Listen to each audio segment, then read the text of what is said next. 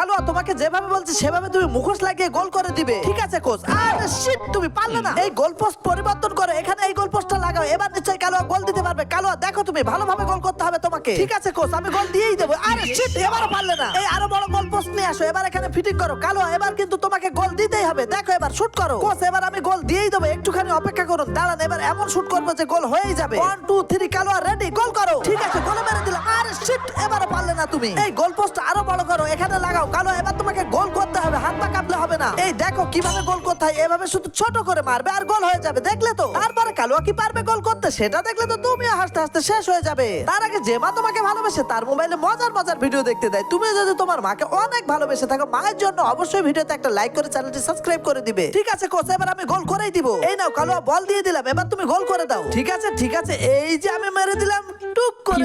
আরে আরে, গোল হলো না। কালুয়া তোমাকে যেভাবে বলছি সেভাবে তুমি মুখোশ লাগিয়ে গোল করে